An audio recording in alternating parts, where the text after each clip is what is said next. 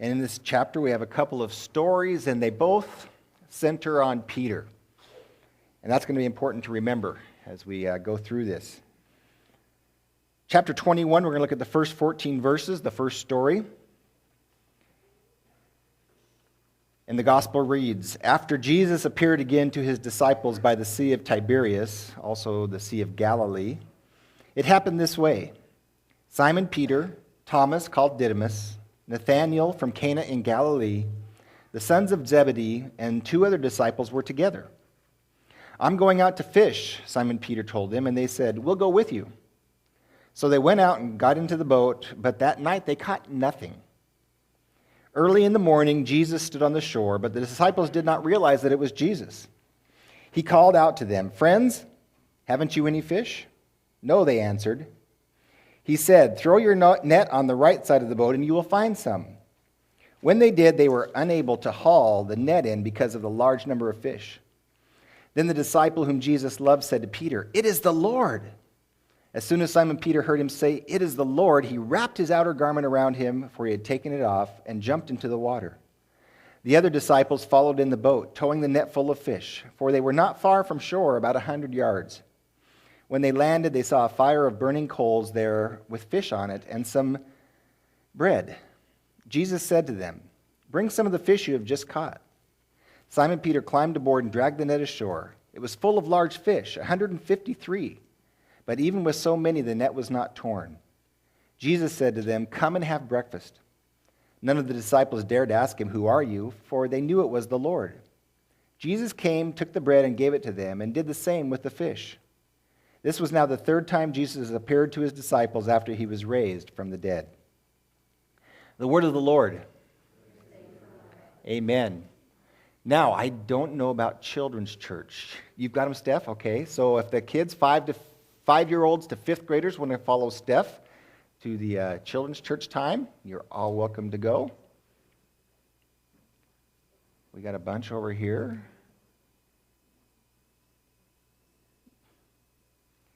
And of course, Kay is in our nursery now after being gone for a couple of weeks, and she'd be glad to have the little ones. If you want to do that, and if you don't, if they get noisy, you can take them out in the hall and watch through the window. Well, I've got a couple of different introductions I need to do this morning. That's it. Kip, that's sounding really kind of, I don't know if you can do anything about the echo chamber sound. Well, Kip this morning, after he came into the office, told me he almost didn't recognize me. And good thing it wasn't because I had a resurrected body. That would be a bad thing. But he said, because I don't usually see you wear black. And little did he know that I'd already just made this commitment that I only wear black when I'm in the doghouse. So that's why I don't wear it very often. But I'm in the doghouse this morning, as many of you already know. I was up till 1 o'clock sucking up water last night from our basement. And had lots of help up until about 11:30, and probably could have spent a couple more hours, but I figured I better get here this morning. So, but anyway, we had a flood because of my negligence and not turning the water off, and got down there last night at about, 8:30, and there was an inch of water in the bathroom, and whatever had soaked into the carpet through most of the rest of the basement, it was full. So we got rid of several, gosh, I could have lost track of how many buckets of the shop vac full of water that we poured down the sink, and it's just been quite the adventure. So that's why I'm dressed in black, and this will be a sign to you in the future. I only wear black when I'm in the doghouse. Well, let's look at the passage.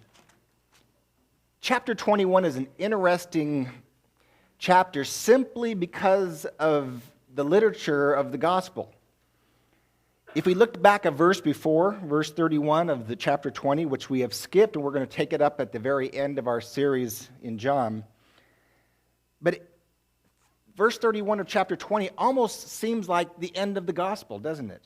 But these are written that you may believe that Jesus is the Christ, the Son of God, and that by believing you may have life in his name. That sounds like a summation of the purpose of the gospel. Yet we have chapter 21, and scholars are all over the place as far as why it's there, how it got there, who put it there, etc.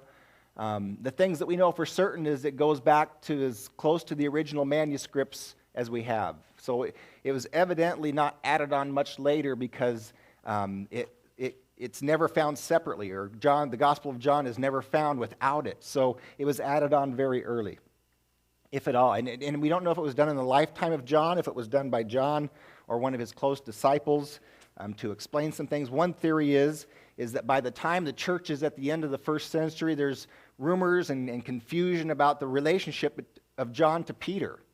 And you guys can maybe relate to that. You know, those who are a part of John's community might want to think of John as the premier disciple, maybe even the head of the church. But Jesus had commissioned Peter for that. And so part of perhaps chapter 21's purpose is to put an end to those kind of rumors and thinking that Peter is the one who Jesus, and we'll look at this next time, not next week because of the Youth Sunday, but in 2 weeks, we'll look at Jesus reinstating Peter to his task and to his mission as the head of the church. And so, for whatever reason, we still know that it's part of the gospel. It's part of what the church has always affirmed to be the last chapter of the Gospel of John. So we'll take it as such. And then when we look at these stories, you know, at first blush, when I read through this, I was going, what is this? What is the importance of this story of the miraculous catch of fish? And I believe the key is, in studying it in the Greek, is 3 times in this story, Jesus says he revealed himself to his disciples. And I believe that's the key issue in this section, in this story, is that Jesus reveals himself to his disciples in his post-resurrection appearance. And this becomes important because one of the questions that the early church would have is how is Jesus going to be present to us when he's ascended to heaven? When Jesus is gone, he's not physically present anymore. How is he still present to us? And so I think that's part of the answer that this story is part of the answer the story tries to give, is how is Jesus still present to us? How does he reveal himself to us even after his resurrection and ascension into heaven? And so you've got this revelation of Jesus. And let's just kind of look at the setup to the story. I think the setup to the lessons that John is trying to communicate to people through this story. First of all, note that the disciples are now in Galilee. And this is out of obedience. Remember from the Gospel of Matthew, Jesus tells Mary to go to my disciples and tell them to go back to Galilee and I will appear to them there. And so what they're doing in going back to Galilee, and again, the Sea of Tiberias, that's the Roman designation of the sea. It's the Sea of Galilee for the Hebrews, for the Jews. And so they go back there, and they do what Jesus said. And so they're waiting for his appearance. They're waiting for him to do what he said. He's going to appear to them. In the meantime, while they're waiting, Peter decides to go fishing. Now, there's some question. Is this Peter being obedient or disobedient? Is he right or is he wrong to go fishing at this point? Or should they be doing something else and waiting for Jesus? And I think what Peter does is totally understandable. That he goes back to what's familiar while he's waiting. And I think there's a key there. We're going to talk about that in a little bit. That he goes back to his usual life, the things that he knows well. And besides, somebody wisely said, there's nothing sinful about fishing, ever, in history. The sin enters in after you get back from the fishing trip and lie about the one that got away. But there's nothing sinful about fishing itself. And so what Peter does, I think, is appropriate. And Jesus uses that as an occasion to deal with his disciples, and especially with Peter. Because what happens when they go fishing? Peter is experienced. He's been a fisherman his whole life until the last few years. And they go out at night, which was typical of the Sea of Galilee. The fishermen would fish at night with light, with, what do you call them? torch, thank you, Irene, with torches, and the fish would be drawn to the light, as if it was the sun or something. And so they were used to fishing at night and catching lots of fish. But they caught nothing. And it had to have crossed Peter's mind, he's a failure.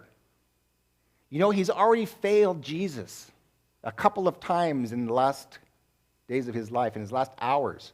He said he would stand with Jesus any time, and he pulled out his sword and tried to take part in the rebellion, and Jesus said, "Put your sword away." And of course, he goes to the courtyard as Jesus is on trial, and he denies him 3 times. And so there's a very real danger that Peter's identity in particular is going to be taken up and caught up in the fact that he's a failure. And you know, I suppose, I would hope not, but I would guess that there are some of you that you have that same kind of identity. That you've got some failure in your past that doesn't make you feel that you can legitimately serve God, that you can legitimately have a ministry, that there's some sense in which you always feel that you're lacking because at some crucial moment, at some crucial decision in the past, you failed. And it becomes something that some people struggle with mightily. It lurks in the background. It may be decades in the past, but it always has something in our past, so oftentimes has a profound influence on how we think of ourselves now. And for some people, it's that kind of failure. And for Peter, it very well could have been that failure. And so not only did he experience failure now as a fisherman, but it's forward in the story, John uses a specific term for the charcoal fire over which the fish were frying or grilled or whatever they were.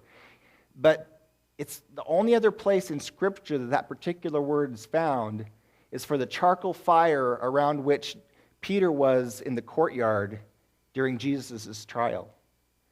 And so again, I think there are clues there that point to this reality, is that whatever is happening to Peter in this scene is reminding him of his failure over and over again.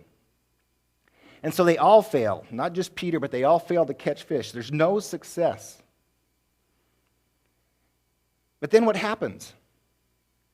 Jesus, and them not knowing it was Jesus, said, "Throw your net on the right side." And apparently this was quite a process to have to do. The weights, the nets are thrown out, they're weighted, they go down to the bottom. To pull them around from one side to the other is not an easy task. It's not like taking your fishing pole and going from one side to the other. It's like taking these big nets that are weighted down and hauling them in and then taking them to the other side of the boat and throwing them out. And it wasn't just a simple process. But they obeyed, they responded, not knowing it was Jesus who was telling them to do that, which is really quite remarkable. Whether it points to their frustration, whether it points to their desperation, that might as well try something attitude, something different, they obey despite their ignorance of who's telling them, who's giving them this tip. And then at that point, they all succeed. And then we read again that John recognizes Jesus. And if you've ever been fishing early in the morning, you can totally relate to this. Because if you're fishing and it's early in the morning and the sun's just rising above the horizon, do you know what kind of glare there is on the sea, on the lake, on the stream, wherever you might be? That early morning sun just bounces off the surface, and you can hardly see what's 20 feet away, much less 100 yards away. But I suppose, I would guess that as the sun rose, perhaps that glare became less caustic, that John sees Jesus. And again, the key, and it's repeated twice. Actually, it's repeated 3 times. And again, understand, in Greek writing, so oftentimes repetition is like underlining in our writing. It's for emphasis. 3 times the saying, "It is the Lord." They recognize that Jesus is with them. And that becomes so key, that Jesus is with them. And so they come into the shore. Of course, Peter jumping in, swimming 100 yards out. It probably wasn't very deep.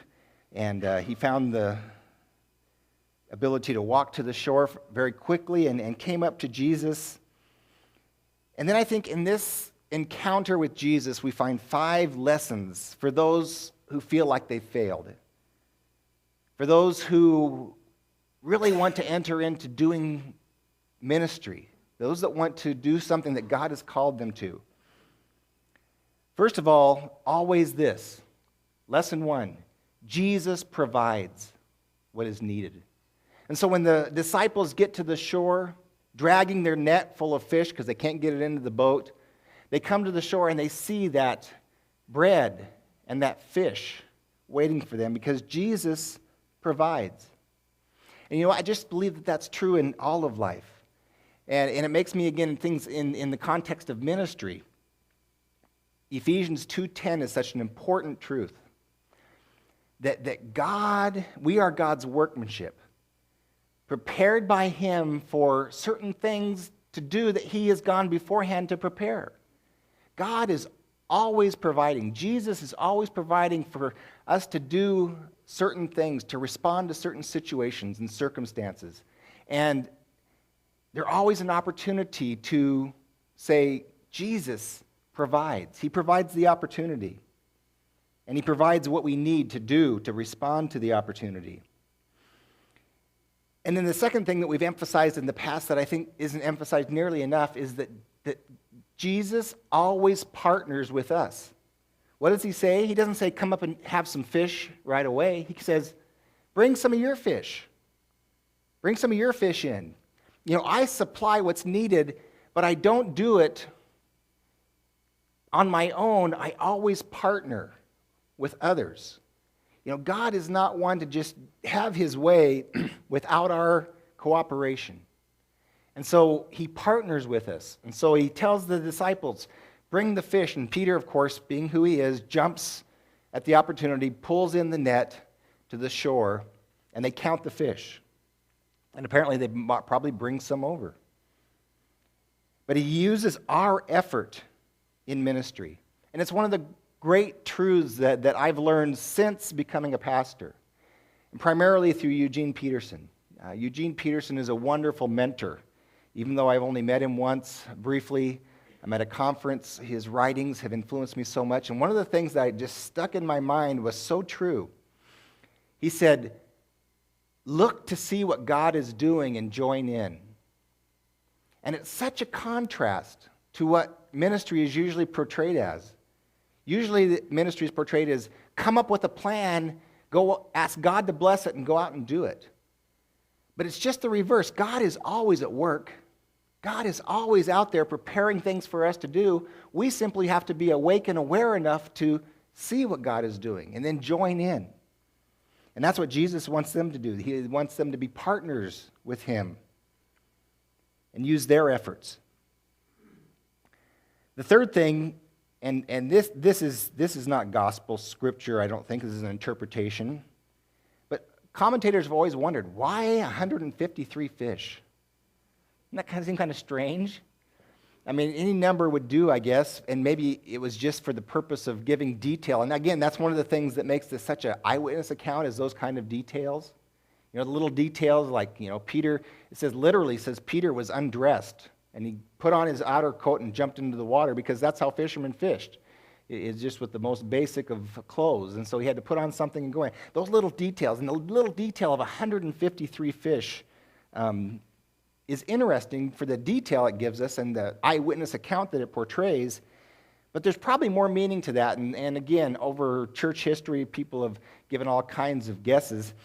But the one that makes the most sense to me and to the others that I trust in this area goes back to a Roman poet. A Roman poet before this time had written actually a somewhat long treatise on fishing in the Roman Empire. And he said that in the Roman Empire, there's 153 different kinds of fish. And so some scholars think that the reference is this symbolic portrayal that every kind of fish is in that net. And God is no respecter of persons. He doesn't play favorites, and everybody is welcomed.